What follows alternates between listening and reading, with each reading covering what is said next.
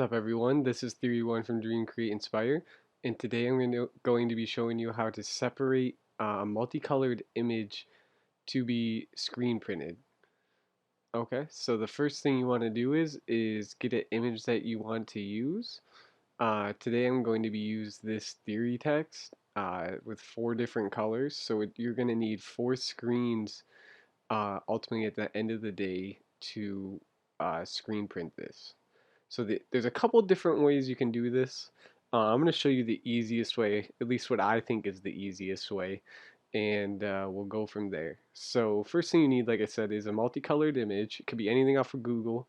Um, I just prefer to make my own as a designer. So what you're going to want to do is, once you have your image, is go to Select, Color Range,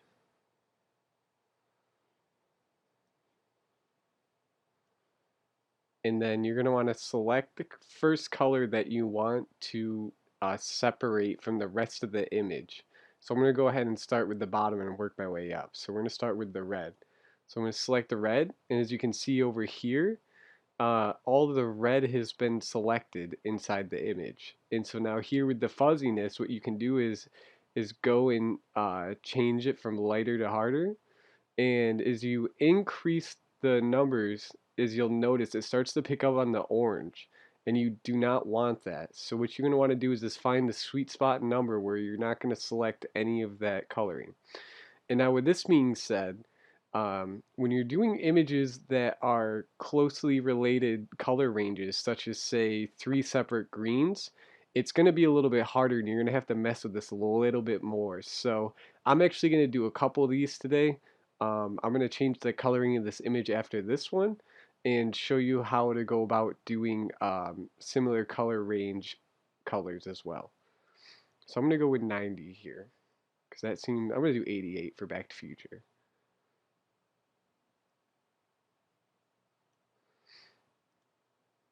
Alright, so now that I have all the red selected, you're going to want to start a new layer and make it color over all the selected area in black, because when you go to print out the transparency, you need to have an opaque color, and obviously the black is the most opaque color.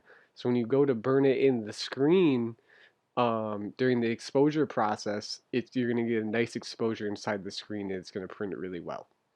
So, to select a new layer, to create a new layer, you do Control Shift, or I'm sorry, Command Shift New on a MacBook, and then hit Enter. And now, as you can see, there's a new layer with nothing that's on it yet. And so when you use the color range selector, what it's going to do is automatically change the color to the one that you selected. So easily, to get back to black, just go here and put it in the bottom left corner. And then you want to hit B for brush. And then go ahead and select all this. And I'm going to get rid of this black background just so it's easier to see what I'm talking about. So now as you can see, this one layer is just the red selected as black. And if I hide the multicolored image, you'll see it's just the black bottom, or just the red that's in black now. And you want to go ahead and do this for each layer. So now that we have red, I like to keep the image black. As you go along, it makes it easier to select the next color that you want to do. So now that we've done red, we're going to go ahead and go back to color range. And again, it's under select, color range, and then select the color that you want, which is orange. And as you can see, it's picking up a little bit of the red underneath here at 88, so we want to just go back a little bit more. I like my numbers, so I'm going to do 77. And again, new layer, so Command Shift New. And what you can do to make this easier as well is label each layer. So when you go to save this, it'll be easier to know which color is which. Along with what we're going to do as well is put registration marks for the center of this image. And what I like to do is actually just write in very small text in the top corner near the registration marks is put what color the transparency actually is. Okay, so I'm going to name this one orange.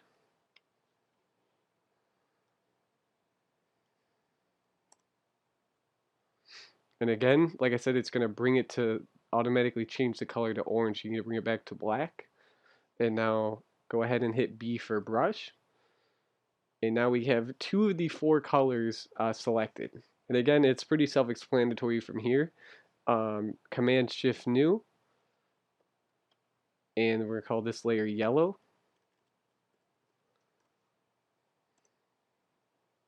I'm going to go up here, select color range, select yellow, and 77 seems to work perfect for this. So I'm going to change the color from yellow to black. Go ahead and color that all in with a brush tool. And then to actually get away from the selected region, what you're going to want to do is hit M uh, as in mom, and that's going to allow you to go to the select tool and then just click anywhere and it will unselect. And then we're going to start a new layer again. And last but not least, the blue layer. And what you're going to do is, again, select color range, and then select the blue. Change the blue to black. And voila, look at that. We have every single color separated here. As we can go here, I'll open it, make this a little bit bigger so it's easier to see.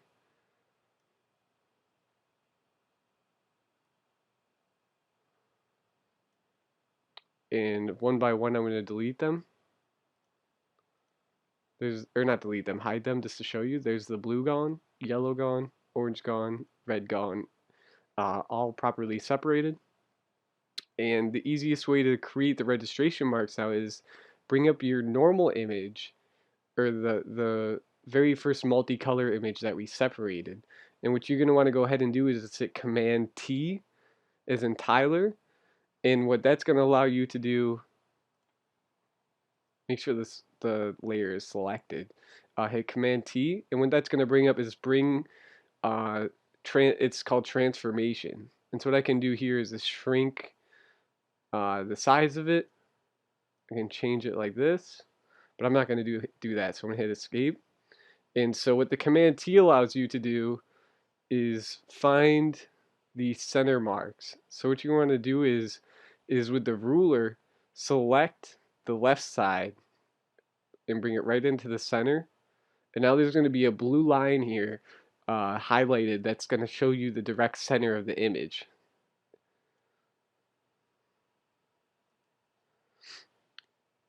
Okay, and once you have that, there's a couple different types of registration marks that you can do. A lot of people do crosshairs. It's really up to your personal preference. Those seem to work the best for people. But I personally do this. I make 2 T's. So you want to go ahead and select pen tool. So hit P for pen. And what you want to do is click one spot, hold down Shift, click another spot,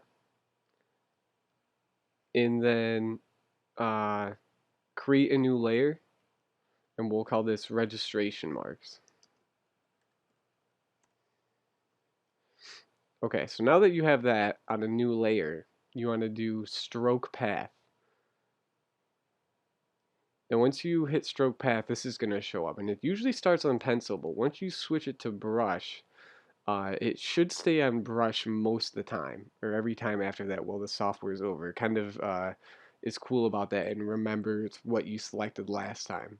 So we'll go ahead and see if that actually works. We might have to, yeah, so that's exactly what I thought was going to happen. So it's going to switch, it's going to stroke the size that your brush is at. So you want to set your registration to the size in which you would like it to be. And what you can do here to easily switch the size of the brush is hit the left and right bracket on the keyboard. The right bracket makes it larger, the left bracket makes it smaller. So I'm going to go ahead and make it decent size. So I'm going to go about, what's it at right now? It's at 30. So I'm going to go ahead and use 30. I'm going to go a little bit shorter, or smaller actually. I'm going to do 10. I lied. I'm going to do 20 because I like it to be a little just fat enough so when you're registering the marks, you have a nice stroked image. And that's one thing you need to think about when you're setting up images to screen printed, is how well is it going to expose on the screen. So you want to make a stroked line that is fat enough to be exposed properly during the exposure process, and not too skinny, because if it's too skinny, depending on what mesh screen you're using, it is not going to come out properly. So on a 110 mesh screen, the stroke 20 is usually going to come out perfect. So stroke 20, so we have the stroke set. So we want to hit pen, right click, stroke path, and again, as you can see, it remembered, it stayed on brush. So stroke brush, and now we have the proper brush tool. And now that you have that, from the center line, you want to create another line to create a T. And then you can go ahead and stroke path. And again, it remembered brush. Hit OK. And then now you'll see that there's still the path that we created before we stroked it. And in order to delete that, it's not going to do anything or show up when you go to print it. All you do is just hit delete again, and then there you have it. You have your registration mark as one layer. And so you need to have it top and bottom, because if you're registering just the top, it's not going to completely register uh, all your marks. So what you're going to do to copy this layer is hold Alt/Option on a MacBook, click the layer, and drag up. And as you can see, it creates this little highlighted blue line above or below, depending on which way I go. And so I'm going to do it above it. So now it's going to create the same layer, a copy of it. And it's going to be called the same thing plus copy. So I named it registration marks. So the copy obviously is going to be registration marks copy.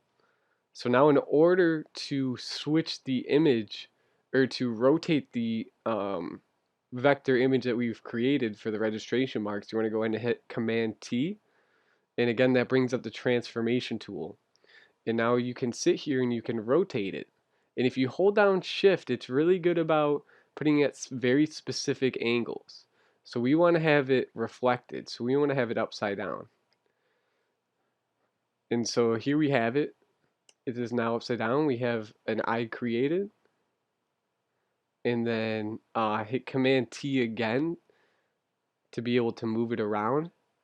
And you want to go ahead and put this on the center line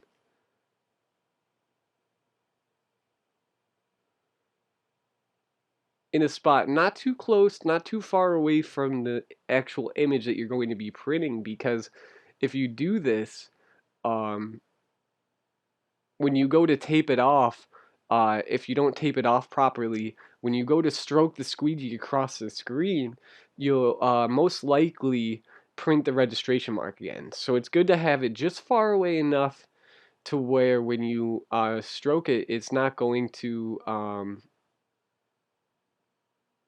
print the registration mark again. And again, you'll be taping these off on the screen, so you want them in that perfect spot. So when you tape it with about 2-inch masking tape, it's not going to tape off a bottom edge of any of these lines. And there you have it. So now you have the registration marks, and we have each layer of color of the image that we've created.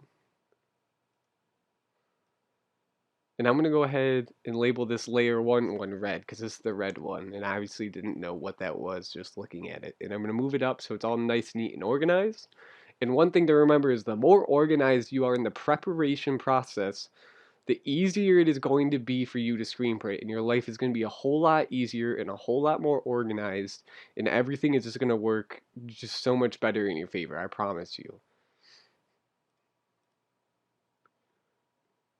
So what I'm going to go ahead and do is create something what we call an underbase.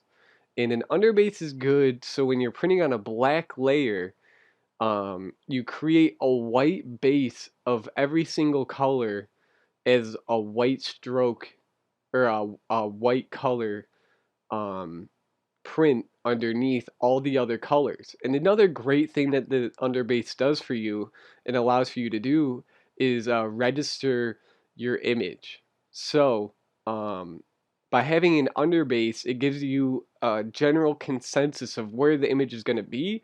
Do you have it lined up to the palette? Do you have it lined up to the registration marks on the palette and have it in the proper spot 2 inches down from the collar?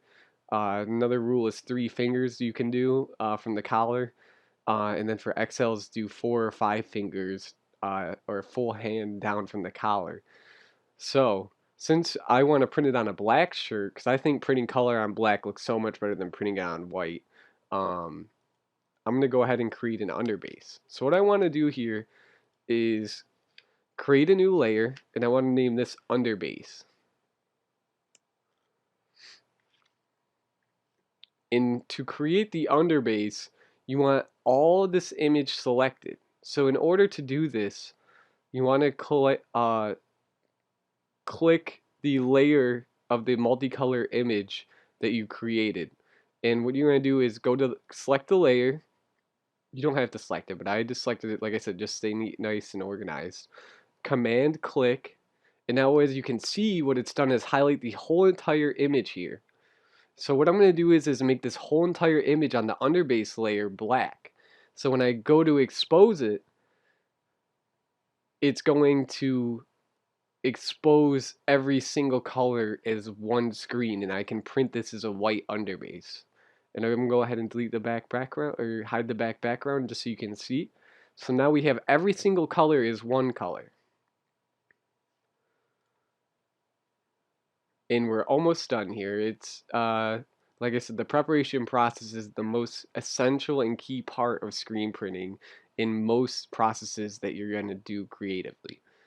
So now I have the underbase. Like I mentioned earlier, what I like to do in small text on each film before saving it is above the registration marks labeling what it is. So what is this? This is the underbase. So I'm going to name this underbase. And I'm going to move it down a little bit. And I'm going to go ahead and make the text just a little bit bigger just so it comes out easier on the screen like I was saying earlier. The bigger the image, the easier it's going to expose later on in the screen printing process. So now that I have this labeled, I'm going to go ahead and save this one first.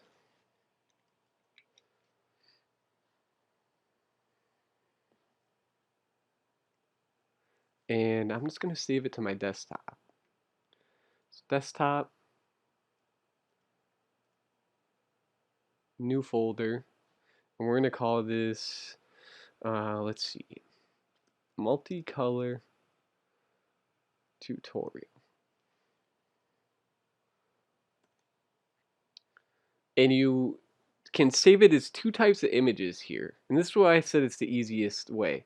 So if you've created your image on an 8.5 by 11 piece of paper, then when you go to print it out, if I usually go to Staples because my printer just broke, so they don't do bigger sizes. There's 3 separate sizes in screen printing that people most commonly print transparencies on, and the size that the transparencies are also known as films come in. And that is 8.5 by 11, 11 by 17, and 13 by 19.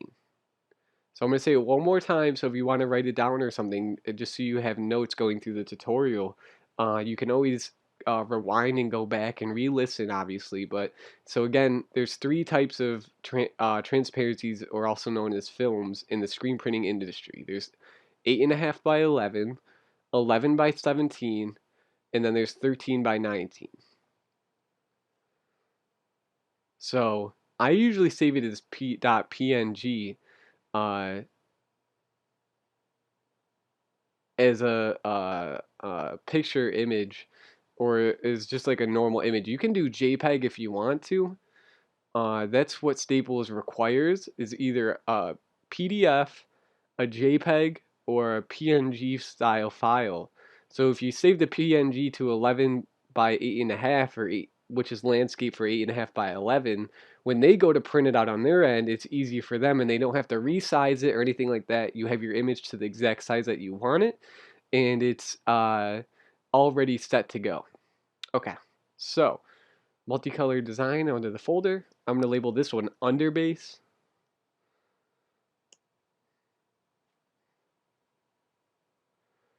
Okay, so the first one is saved. So now I'm going to go ahead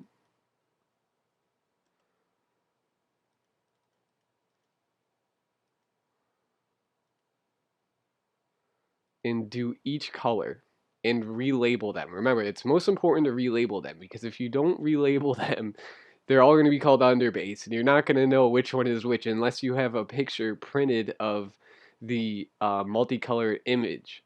Which another thing is I highly suggest too is along with getting the films printed, it's printing a reference photo of just the actual multicolor image itself that you separated all the coloring from. And what that's going to be is a great reference for you. So if you do mess up and say leave it all is labeled underbase, underbase, underbase, underbase, you'll know, you'll be able to line up the films and see which part goes where on the image. So we're going to name this one red. You can hit Command Enter to easily uh, finish the typing. It's kind of a shortcut, or it is the shortcut instead of hitting the little uh, check mark, which is up here. So you can either hit the check mark, command click, either or. I love hotkeys, goes by a lot quicker. So then to quickly save this, save as is Command Shift S, and we're gonna go ahead and name this one Red Theory, and we're gonna save it as a .png. Now again, so here I always like to save it as the largest file size. It's usually just going to be a couple megabytes. If you save it as medium or smallest, it will mess with the resolution a little bit. Um, Not a whole ton, especially if you're doing smaller images. You can do these smaller file sizes. But since we're doing 8.5 by 11, and especially if you're doing 13 by 19, you want to do large file size. Okay, so we have red saved. Hide that layer. Select the next one. And don't forget to label it. So this is going to be orange.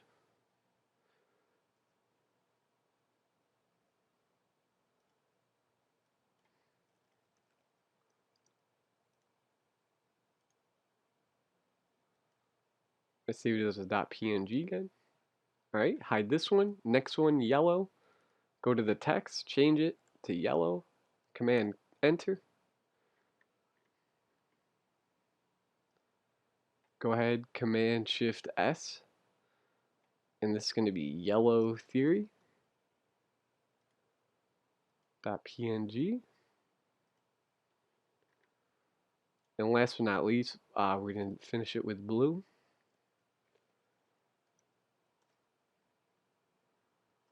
Command Shift save.